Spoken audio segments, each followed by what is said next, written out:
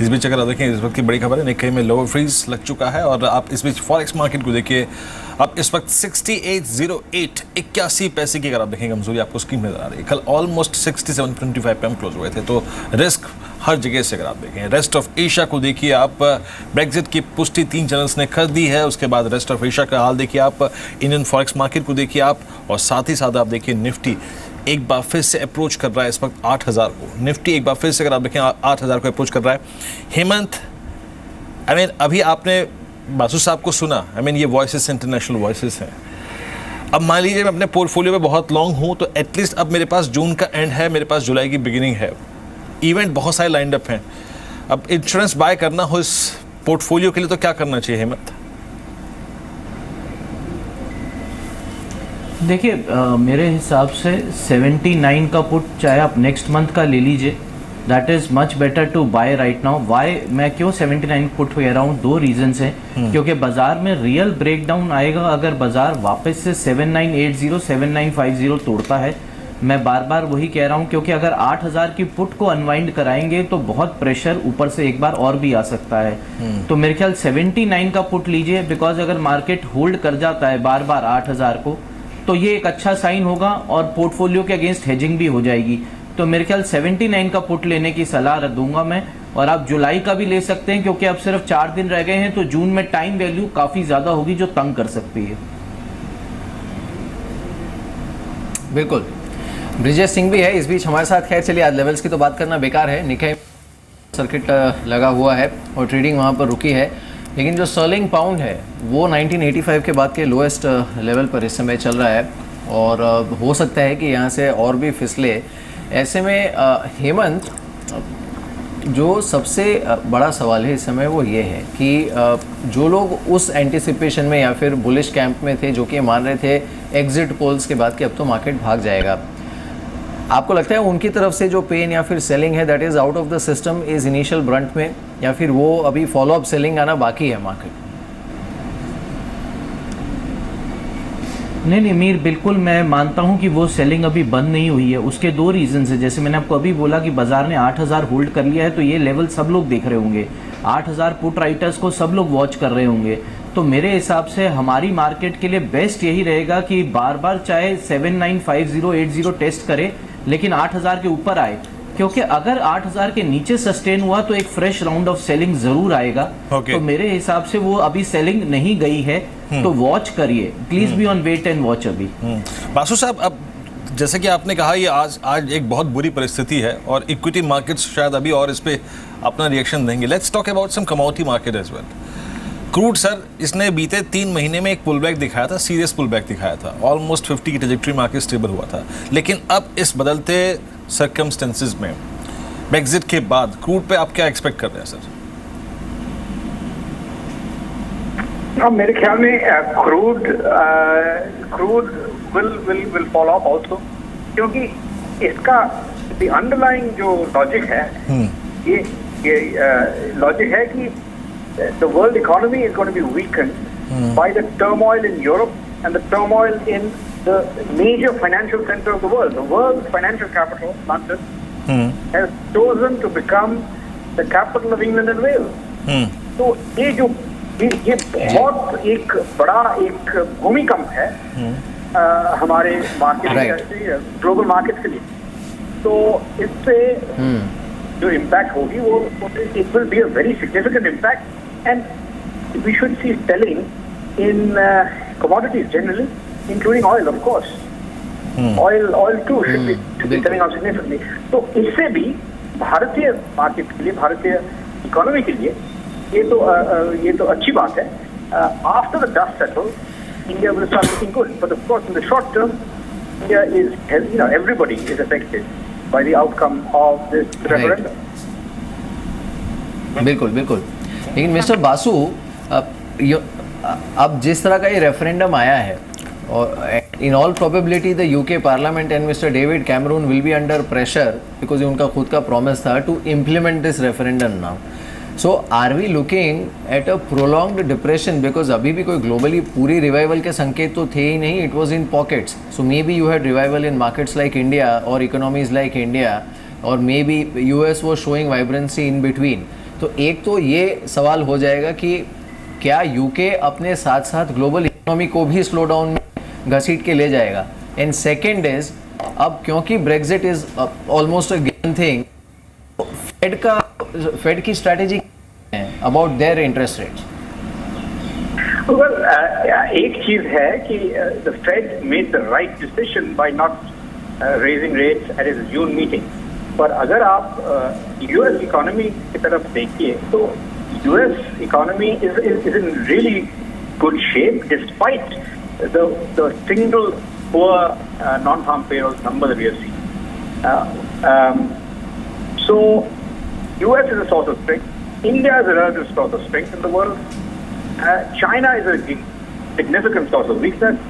Europe is a source of weakness, and Britain is choosing to shoot itself in the foot.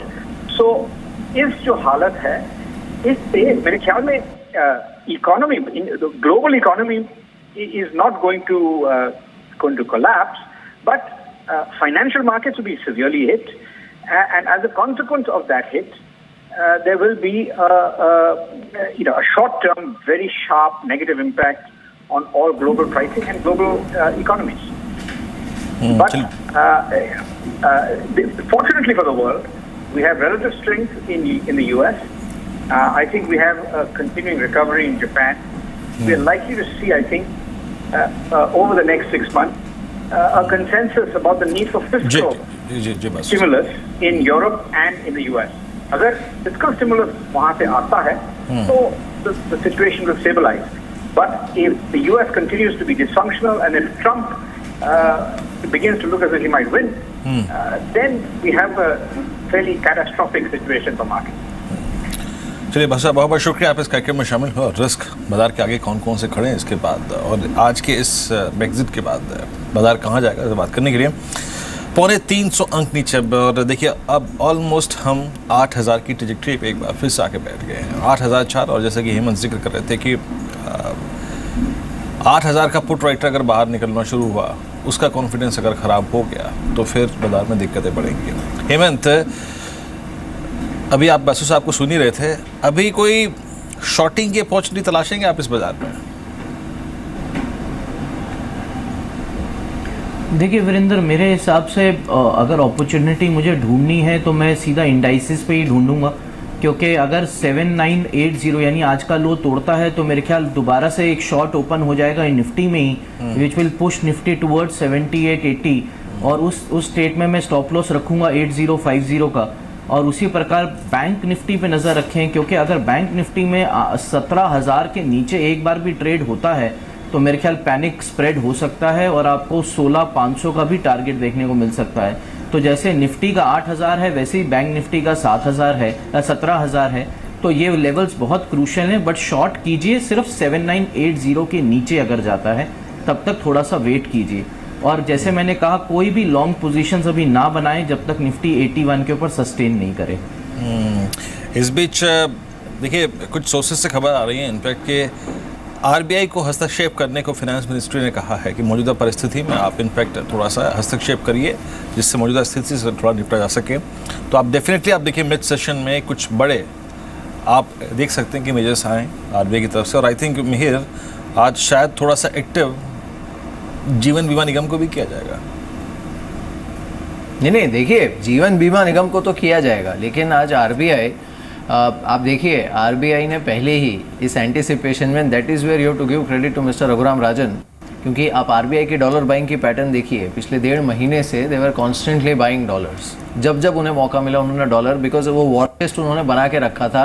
He knew as a global economist कि ये जब कभी होगा, अगर Brexit की favour में फैसला होता है रेफरेंडम में, this is going to create turmoil in global markets. और उससे निपटने के लिए you need really deep pockets. आपको टन्स ऑफ डॉलर मार्केट में डालने पड़ेंगे करेंसी को सपोर्ट करने के लिए, बिकॉज स्टर्लिंग इटसेल्फ के पास तो कोई सपोर्ट है नहीं, और वो कहाँ जाएगा ये किसी को पता नहीं है फिलहाल। ये जो एक एस्टिमेट था कि 10% खाली डिवेल्यूट हो सकता है, आप देखिए 5% तो एक दिन में हो गया है। एंड आज तो पहला दिन है, अभी तो ऑफिशियली घोषणा भी नहीं हुई है कि ब्रेक्जिट होगा ऑफिशियली, आई एम सेइंग, लेकिन 5% का हिट तो वहीं पर ले लिया है स्टर्लिंग पाउंड ने।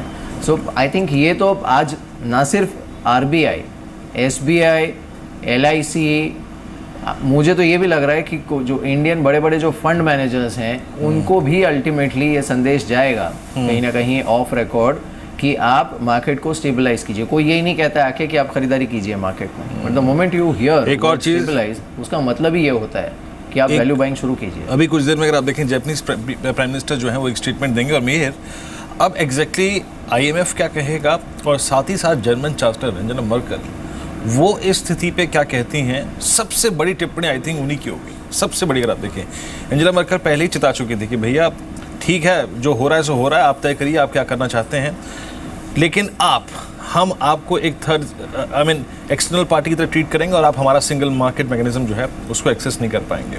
तो ये और एक और आई थिंक मिहिर अब बात ये है ना, क्योंकि जो स्कॉटलैंड था उसने पहले ही कहा था कि भैया हम तो नहीं चाहते कि हम यूरोजोन से बाहर हो। अब वो आगे क्या रुख इख्तियार करेगा वो भी सबसे बड़ा देखना है। अब कितने वॉइसेस आएंगे, कितने वॉइसेस मार्केट को सुनने पड़ेंगे, आप सोचिए।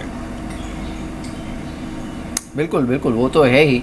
और आई थिंक एक जो मिस्टर बासु कह रहे थे, इनफैक्ट कुछ ही देर में हमारे साथ इंडियन मार्केट के सबसे बड़े वॉइस मिस्टर मधुसूदन केला जुड़ने वाले हैं, उनसे हम बात करेंगे। लेकिन जाहिर सी बात है कि अगर बाइंग कहीं पर होनी भी है तो एटलीस्ट जल्दबाजी में तो नहीं होगी। हालांकि इन दिनों पिछले 1-1.5 साल में मार्केट की जो टेंडेंसी रही है वो यही रही है कि वो बहुत ही स्विफ्टली न्यूज़ फैक्टर इन कर लेता है और उतनी ही जल्दी रिवाइव भी करता है। हमारे साथ मधुसूदन केला जुड़े हैं, उनसे बात करते हैं। सर बहुत बहुत शुक्रिया, morning to you, thanks for joining us. Madhusudan Kela live and exclusive आप देख रहे हैं इस समय जी बिजनेस पर।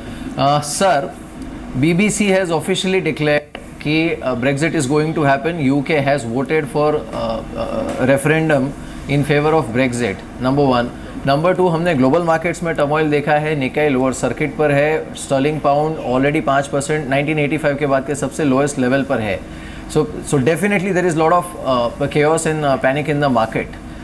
क्या आपने एक्सपेक्ट किया था कि अगर ब्रेक्जिट होता है तो भी इस कदर वॉलेटिलिटी ग्लोबल मार्केट्स में होगी इंक्लूडिंग इंडिया?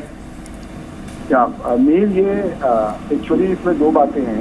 पहली बात ये है कि मार्केट इस बात के लिए प्रिपेयर नहीं था कि ये ब्रेक्जिट होने वाला है, बिकॉज वो सारे ओपिनियन पोल और जो 50,000 की जो खबर आ रही थी इट वॉज क्लियरली इंडिकेटिंग कि ये ब्रेक्जिट नहीं होने वाला है। सो टू दैट एक्सटेंट जो लास्ट 4-5 दिन में रैली हुई ग्लोबल मार्केट्स में और इवन करेंसी में, अब आप देखिए डॉलर पाउंड तो 140 वाला कल 150 पे क्लोज हुआ था।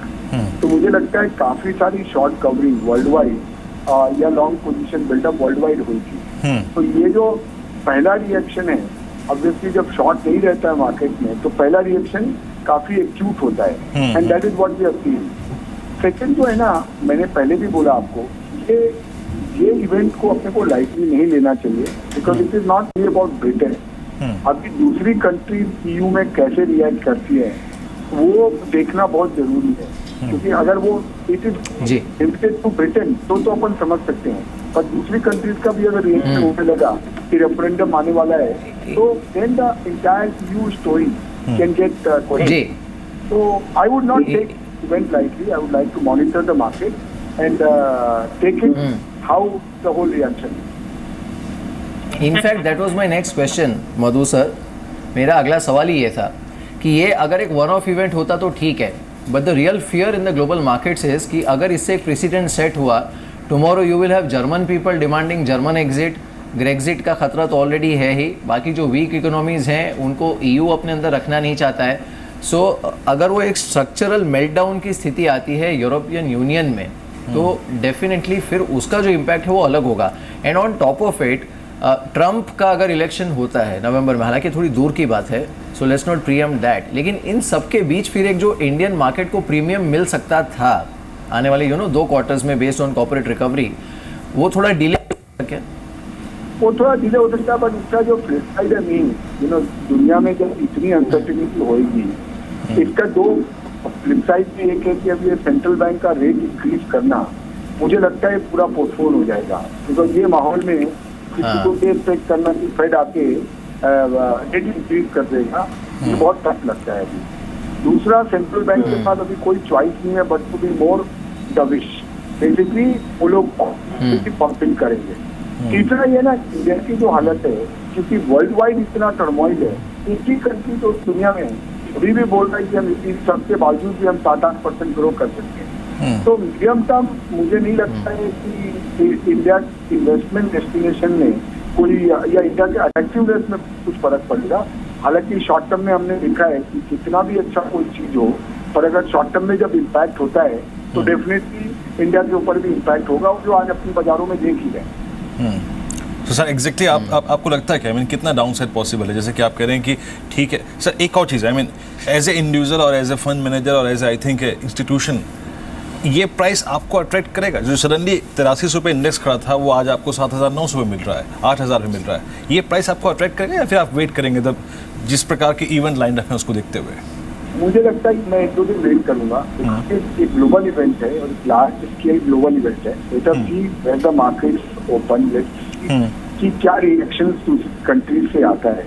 लेट अस सी कि ये जो पूरी प्रोसेस है, ये ब्रिटेन एग्जिट की भी जो प्रोसेस है ना, ये मेरी जहाँ तक समझ है ये कंपल्सरी नहीं है गवर्नमेंट को इम्प्लीमेंट करना। बिल्कुल। ये पार्लियामेंट में जाता है, पार्लियामेंट के ऊपर वोटिंग होता है, उसके बाद कितने समय में ये है ना। तो जिन लोगों को लॉन्ग टर्म पैसा डालना है उनके लिए तो systematically market will become very attractive. तो अगर आपको रियल में 3 साल के लिए पैसा डालना है तो आज और अगर आपका इक्विटी में इन्वेस्टमेंट नहीं है, वी हैव सीन, मैं हमेशा बोलते आ रहा हूँ कि जब भी पैनिक होती है वही तो एक अपॉर्चुनिटी है। तो don't put all the money at one go, but systematically आप इन्वेस्ट कर सकते हैं। पर जो लोग ऑलरेडी इन्वेस्टेड हैं उनको जल्दी करने का जरूरत नहीं।